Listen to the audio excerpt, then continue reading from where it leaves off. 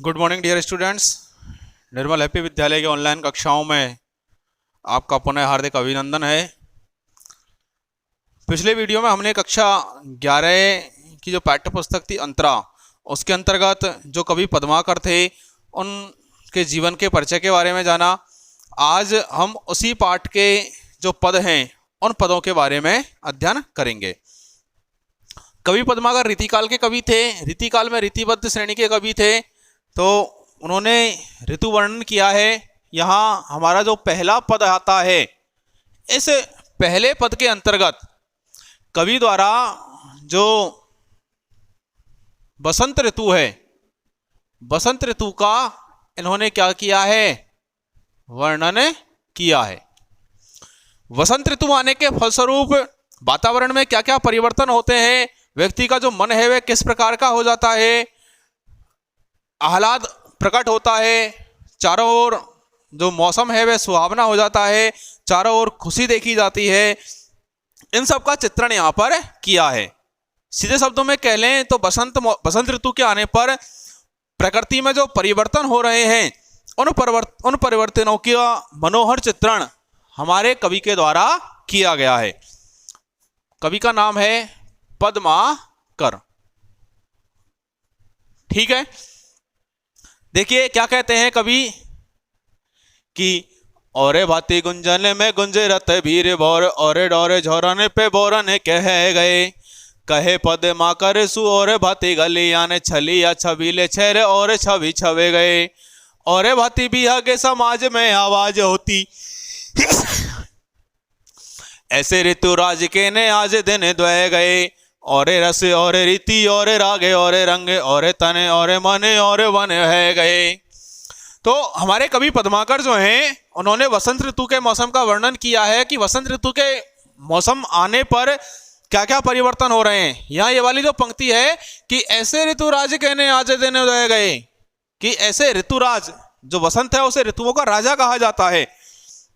उसे ऋतुओं के राजा को आए आज कितने दिन हुए, 2 ही दिन हुए हैं, कि इन 2 दिनों में क्या क्या परिवर्तन दिखाई दे गए हैं वो देखती हैं कि औरे भाती कुंजन में गुंजे रत भीर भौर, औरे भाती और ही प्रकार से, अलग ही प्रकार से, औरे भाती मतलब और प्रकार से या अलग प्रकार से, कुंजन में, कुंज जो झाड़ियों का जो समूह होता है उसे क्या कहा जाता है, कुंज कहा जाता है। गुंजरत गुंजायमान हो रहे हैं या ध्वनि निकाल रहे हैं, आवाज कर रहे हैं। भीर भौर जो भौरों की जो भीड़ है या भंवरों का जो समूह है, भंवरों का जो समूह, वह झाड़ियों का जो समूह है उस समूह में क्या कर रहा है, गुंजायमान हो रहा है। आगे क्या कहते हैं कि औरे डोरे झोरने पे बोरने कह गए, और जो डालियां हैं, डोर अर्थात डालियां, जो डालियां हैं, डालियों का जो समूह है, झोरन अर्थात समूह जो है, डालियां जो हैं उनके बोरन कहे गए, उन पे क्या आ गए हैं, बोर आ गए हैं। जो आम का वृक्ष होता है, इसी पंक्ति के संदर्भ में है कि आम का जो वृक्ष होता है, आम के वृक्ष पर जैसे ही सावन आता है या बसंत का मौसम जब आता है, तो बसंत का मौसम आने पर छोटे छोटे से फूल खिलने लग जाते हैं। वही फूल आगे जाकर किसका रूप ग्रहण कर लेते हैं, फलों का रूप ग्रहण कर लेते हैं। तो जो आम के वृक्ष हैं, आम के वृक्ष की जो डालियों का समूह है, झुंड जो है, गुच्छा जो है, उस गुच्छे पर धीरे धीरे क्या आने लग गए हैं, बौरें आने लग गई हैं। आगे क्या कहते हैं कि कहे पद्माकर सु और भाती गलियान, कि पद्माकर कहते हैं कि जो गलियां हैं उन गलियों में और ही प्रकार से, विभिन्न प्रकार से क्या, छलिया छबीले छैले और छवि छह गए। जो नवयुवक थे, छलिया छबीले छैल, छबीले छैल का जो अर्थ लिया जाएगा बने ठने नवयुवक। जो बने ठने नवयुवक थे, जो कि पहले ही राग रंग में डूबे हुए थे, वे उनकी जो छवि है, उनकी जो सुंदरता है वो और ज्यादा निखर के आ गई है, और वो गलियों में क्या कर रहे हैं, भ्रमण कर रहे हैं, घूम रहे हैं, और भांति अलग ही प्रकार से जो बसंत ऋतु का जो प्रभाव है वो मनुष्य के ऊपर भी दिखाई दे रहा है। ना केवल प्रकृति के ऊपर अपितु मनुष्य के ऊपर भी उसका प्रभाव दिखाई दे रहा है। क्या कहते हैं, और भांति बिहगे समाज में आवाज होती, और भांति मतलब और ही प्रकार से, बिहग समाज, बिहग अर्थात पक्षी, पक्षियों का जो समूह है, पक्षियों का जो समाज है, उस समाज में आवाज होती, उनकी जो चहचहाट है, उनका जो कलरव है, वह कलरव भी क्या हो चुका है, परिवर्तित हो चुका है। वे अत्यधिक प्रसन्न मुद्रा में क्या निकाल रहे हैं, ध्वनियां निकाल रहे हैं। ऐसे ऋतुराज के ने आज दिन द्वय गए, ऐसे ऋतुओं का जो राजा है, जो बसंत है, उसको आए अभी केवल कितने दिन हुए हैं, 2 ही दिन हुए हैं। और रस और रीति और राग और रंग और तन और मन और वन है गए।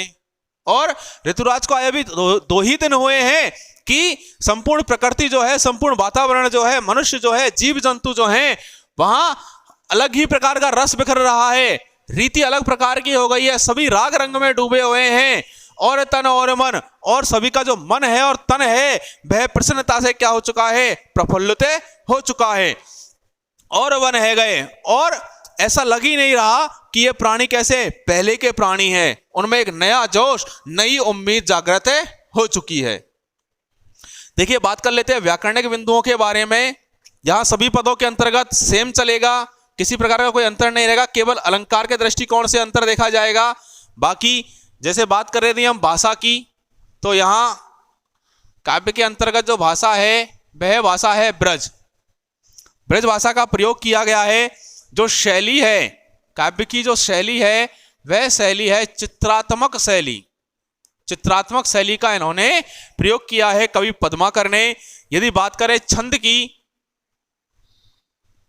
तो छंद यहां पर है कवित्त, कवित्त छंद का प्रयोग कवि पद्माकर के द्वारा किया गया है। यदि बात करें यहां गुण की, तो माधुर्य गुण है। और यदि बात करें रस की, तो यहां श्रृंगार रस है। ये शिल्प सौंदर्य से संबंधित बिंदु हैं, जो कि इस भाव पक्ष हम पढ़ चुके हैं, ये कला पक्ष है, ठीक है ना। काव्य सौंदर्य व्याख्या के अंतर्गत आता है, शिल्प सौंदर्य के अंतर्गत ये चीजें देखी जाती हैं। ठीक, अगले पद पर आते हैं, अगले पद की बात करते हैं। अगले पद में भी यही चीजें रहेंगी सेम टू सेम, केवल जो व्याख्या है, जो अर्थ है, वही परिवर्तित होगा। जो शिल्प सौंदर्य है, शिल्प सौंदर्य के अंतर्गत यही चीजें रहेंगी। यदि कहीं अलंकार दिखाई देता है, जैसे यदि यहां हम अलंकार देखें तो भीर भौर, यहां पर क्या है, अनुप्रास अलंकार है। 6 का अनुप्रास अलंकार का उदाहरण है, यहां पर छली या छबीले छैल, यहां पर भी क्या है, अनुप्रास है। छवि छुए गए, यहां भी अनुप्रास है, ठीक है ना। इसके अतिरिक्त यदि और देखें, यहां पर और रस और रीति और राग और रंग, इस पूरी पंक्ति में क्या है, अनुप्रास अलंकार देखा गया है। ठीक, आगे बात करते हैं हम दूसरे पद के बारे में। क्या कहते हैं पद्माकर जी कि गोकुल के कुल के गली के गोप गाँव के, जो लगी कछु को कछु भाकत बने नहीं, कहे पद मा करे परोस पीछे बारने के द्वारने के दौरी गोने अगुने गने नहीं, तोलो चलते चतुर सहेली आकू को कहे, नीके के निचोरता ही करत मने नहीं, हो तो श्याम रंग में चुराई चित्त चोरा चोरी बोरत, तो बोरो पे निचोरत बने नहीं। यहां इस पद के अंतर्गत जो पद्माकर जी हैं, उन्होंने होली का जो त्योहार है, होली का त्योहार और जो उस वक्त का जो मौसम है, जो वातावरण है, उसका सुंदर चित्रण किया है। उसका वर्णन इस पद के अंतर्गत देखने को मिलता है कि, और क्या मिलता है कि किस प्रकार कृष्ण के प्रेम में जो डूबी हुई गोपियां हैं, वो किसी प्रकार से कृष्ण के प्रेम से बाहर नहीं आना चाहती। यहां 2 अर्थ देखने को मिलेंगे हमें एक जगह, उसके बारे में बात करते हैं। पद के बारे में बात करेंगे अपन कि गोकुल के कुल के गली के गोप गाँव के, कि जो गोकुल है उसमें जो समस्त कुल हैं, वहां रहने वाले जो लोग हैं, उसकी जो गलियां हैं, वहां की गलियों के जो गोप हैं, कहां के, गाँव के, गांवों के जो गोप हैं, गोप ग्वाले जो हैं, जो लगी कछु को कछु भाकत बने नहीं, वो किसी भी व्यक्ति को कुछ कहते नहीं बन रहा है। वहां का जो वातावरण है, वहां का जो मौसम है, होली के अवसर पर जो प्रसन्नता छाई हुई है, जो आनंद छाया हुआ है, तो कोई किसी से कुछ नहीं कह रहा है। भाकत बने नहीं मतलब कुछ कहते हुए नहीं बनता, उसका वर्णन नहीं किया जा सकता। वहां की जो अवस्था है, वहां का जो वातावरण है वह इतना सुंदर हो चुका है। आगे क्या कहते हैं कि कहे पद्मा करे परोस पिछवारने के। पद्माकर जी कहते हैं कि जो पड़ोस अर्थात पड़ोसी, पिछवाड़न मतलब पीछे वाला जो घर होता है जिसे हम पिछवाड़ा बोलते हैं, है ना, कि हमारे पिछवाड़े में यह व्यक्ति रहता है या हमारे पीछे यह व्यक्ति रहता है। तो चाहे पड़ोसी हो चाहे पीछे रहने वाले व्यक्ति हो, द्वारन के दौरी गोने अगोने गने नहीं, वो एक द्वार से दूसरे द्वार पर क्या कर रहे हैं, दौरी अर्थात दौड़ते हुए जा रहे हैं, और गुण अवगुण गने नहीं, और ना किसी का गुण और ना किसी के अवगुण को देख रहे हैं। अर्थात यदि किसी ने किसी के साथ बुरा किया है तो उसको वो भूल चुके हैं, एक नई शुरुआत कर रहे हैं होली के अवसर पर। होली जो त्योहार है वह किसका त्योहार माना गया है, सौहार्द का त्योहार माना गया है। यहां सभी एक दूसरे से शत्रुता भूलकर और एक दूसरे को रंग लगाते हैं और एक दूसरे को मिठाई बांटते हैं, एक दूसरे को गले लगाते हैं। तो ऐसे अवसर पर जो गोकुल है, गोकुल के जो लोग हैं, वो चाहे आस पड़ोस के हों चाहे आगे पीछे के रहने वाले हों, वो एक द्वार से दूसरे द्वार पर दौड़ते हुए जा रहे हैं और दूसरे की जो अच्छी और बुरी बातें हैं उन बुरी बातों पर ध्यान नहीं दे रहे हैं। आगे क्या कहते हैं पद्माकर, तोलो चलते चतुर सहेली या को कहे। उसी समय एक जो चंचल चतुर सहेली जो थी, मतलब एक गोपी के बारे में वर्णन किया है, एक ग्वालिन के बारे में वर्णन किया है कि वो जो गोपी है वह होली के रंगों में पूरी तरीके से क्या हो चुकी है, सराबोर हो चुकी है, डूब चुकी है।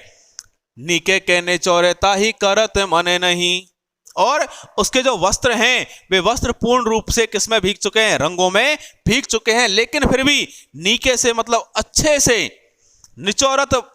निचोरे ताही करत मने नहीं, जो अपने भीगे वस्त्र हैं उनको निचोड़ने का उसका क्या नहीं कर रहा, मन नहीं कर रहा।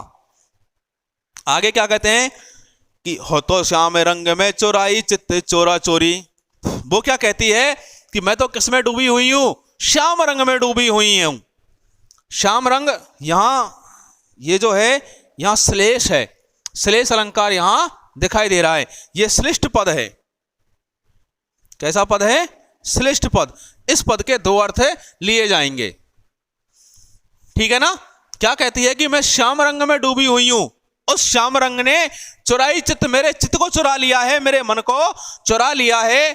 बोरत तो बोरोपो ने चौरत बने नहीं।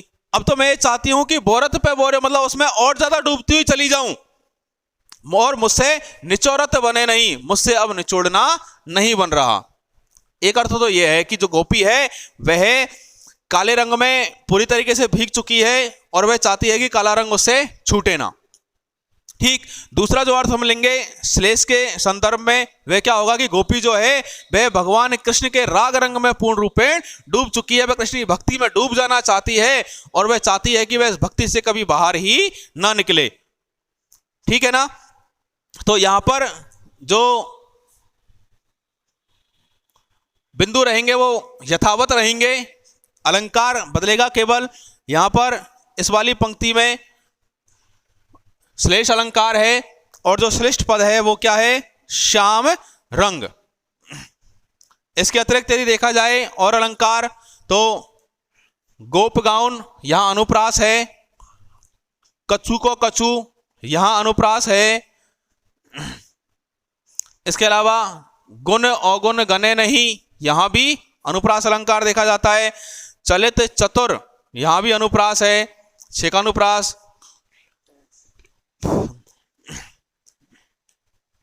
आगे बात करेंगे हम तीसरे पद के अंतर्गत, हम अध्ययन करेंगे कि किस प्रकार से कवि पद्माकर ने वर्षा ऋतु का सुंदर चित्रण प्रस्तुत किया है। व्याकरणिक बिंदु यही रहेंगे, भाषा ब्रज है, शैली चित्रात्मक है, छंद कवित्व है, गुण माधुर्य है और रस श्रृंगार है। क्या कहते हैं पद्माकर कि भोरन को गुंजने बिहार बने कुंजने में मंजुले मलारने को गावे नो लगत है। कहे पदे मा करे गुमाना होते माना होते प्राणा होते प्यारो मने भाव नो लगत है। मोरन के सोरे घने घोर चहु ओरने हिंडोरने को वृंद छवि छावे नो लगत है। नेह सरे सावन में मेह बरे सावन में झूली वो सुहावे नो लगत है। है ना। क्या कहते हैं, सावन में झुलबो सुहावनो लगत है। तो सावन ऋतु का यहाँ वर्णन किया है। जब वर्षा ऋतु आती है, वर्षा ऋतु आने के फलस्वरूप व्यक्ति की क्या प्रतिक्रियाएं होती हैं, क्या क्या घटित होता है, उसका वर्णन यहाँ किया है। क्या कहते हैं कि जैसे ही वर्षा ऋतु आई, जैसे ही सावन का मौसम आया कि भोरन को गुंजन बिहार बन कुंजन में। भोरन को अर्थात भोरों का, गुंजन मतलब जो गुंजन ध्वनि जो है, गुंजाना जो है, बिहार बन कुंजन में। बिहार मतलब भ्रमण करना या घूमना, वन जंगल में, कुंजन मतलब कुंज, झाड़ियों का जो समूह है, जो भौरे हैं। जैसे ही वर्षा ऋतु आती है तो वे क्या करते हैं, विचरण करते हैं, घूमते हैं। कहाँ, वन में और झाड़ियों में। क्या करते हैं, गुंजन करते हुए, गूंजते हुए, ध्वनि करते हुए। तो वो जो ध्वनि है कैसी लग रही है, मंजुल मलारन को गावनो लगत है। वो ऐसा प्रतीत होता है, ऐसा लगता है मानो कोई, मंजुल अर्थात सुंदर, मंजुल अर्थात सुंदर, मलारन, मलारन मतलब होता है मल्हार गाने वाला, मल्हार गाने वाला। मानो ऐसा प्रतीत हो रहा है, ऐसा लग रहा है मानो किसी के द्वारा सुंदर मल्हार गाया जा रहा हो। गावनो लगत है, गाया हुआ लग रहा है। जो भौरों की ध्वनि है, भौरों की जो गुंजार है, तो वो कैसा लग रहा है, वह अत्यंत सुंदर प्रतीत हो रहा है, मन को भाने वाला लग रहा है। आगे क्या कहते हैं कि कहे पद मा करे गुमाना होते, माना होते, प्राणा होते, प्यारो मन भाव नो लगत है। और वर्षा ऋतु आने पर जो रुष्ट प्रेमी है उसके स्वभाव का वर्णन किया है यहाँ कि जो रुष्ट प्रेमी होता है, रुष्ट प्रेमी जो है वह उसकी प्रेमिका को, पद्माकर जी कहते हैं कि गुमाना होते माना होते, जो उसका गुमान है, उसका जो अहंकार है, वह उसको अपनी प्रेमिका का क्या लगता है, मान लगता है। प्रेमी किसी बात पर रुष्ट हो गया है, क्रोधित है, बातें नहीं कर रहा है, तो वो जो उसका अहंकार है, प्रेम में जो अहंकार है, वह उसकी प्रेमिका को क्या लगता है, हालांकि है तो घमंड, लेकिन लगता क्या है, उसका मान सम्मान दिखाई देता है उसे उसमें। ठीक, प्राणा होते प्यारो मन भावे नो लगत है। और वही व्यक्ति जो उससे क्रोधित है, जो गुस्सा है, वह उसे कैसा लगता है, प्राणा होते प्यारो, प्राणों से भी प्रिय लगता है, मन भावनो लगत है। और मन को क्या लगता है, वे भा जाता है और किसी न किसी प्रकार से प्रेयसी द्वारा अपने प्रेमी को मना लिया जाता है। आगे क्या कहते हैं कि मोरन के शोर घन घोर चहु ओरन। और मोरों का जो शोर है, मोरों की जो ध्वनि है, वह कैसी है, घनघोर। वर्षा ऋतु के आते ही जो मोर हैं वो बारिश के आगमन के समय ही, समय से पहले ही बोलने लग जाते हैं। तो मोरों की जो ध्वनि है वह चारों ओर क्या है, सुनाई दे रही है। हिंडोरन को वृंद छबे छावे नो लगत है। और जो हिंडोले हैं और जो झूले हैं, हिंडोला अर्थात झूले जो हैं, उनकी जो छवि है, उनका जो दृश्य है, वह कैसा लगता है, छाने लगता है चारों ओर। आपने देखा होगा वर्षा ऋतु जब आती है, सावन का मौसम जब आता है, तो गांवों में पहले झूले पड़ जाते थे, लोगों द्वारा झूले झूले जाते थे। तो मोर बोलते थे, पपीहा बोलते थे, कोयलें बोलती थी। जो सारा वातावरण था, वह सारा वातावरण अत्यधिक सुंदर हो जाता, मन भावन हो जाता, मन को भाने वाला लगता। तो क्या कहते हैं, मोरों का जो शोर है वह चारों ओर सुनाई दे रहा है। हिंडोरन को वृंद छवि छावनो लगत है। और जो झूले हैं उनका जो अत्यंत मनोहर दृश्य है वह चारों ओर छावनो लगत है, मतलब छाने लगता है। नेह सरे सावने में मेह भरे सावने में, सावने में झूलबो सुहावनो लगत है। और क्या कहते हैं, नेह अर्थात स्नेह या प्रेम। सर सावन, सावन ऋतु के मौसम में जो स्नेह या जो प्रेम बरसता है, उस प्रेम में सभी जो लोग हैं, सभी प्राणी जो हैं, वो क्या हो जाते हैं, सराबोर हो जाते हैं, डूब जाते हैं। मेह बर सावन में जो स्नेह रूपी जो मेह बरसता है सावन के मौसम में, उससे सभी लोग क्या हो जाते हैं, भीग जाते हैं। जिस पर बारिश में लोग भीग जाते हैं ना, ऐसे ही स्नेह की प्रेम रूपी जो बारिश हो रही है, उस बारिश में लोग क्या हो जाते हैं, भीग जाते हैं। सावन में झूलबो सुहावनो लगत है। सावन का जो मौसम आता है, सावन की जो ऋतु आती है, उस ऋतु में क्या जो झूला झूलना है वह क्या लगता है, सुहावना लगता है, अत्यधिक मधुर लगता है, अत्यधिक प्रिय लगता है।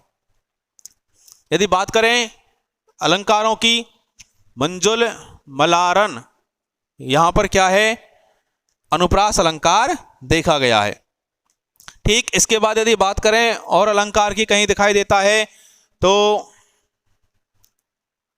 छवि छावनो, यहां भी अनुप्रास दिखाई देता है ना।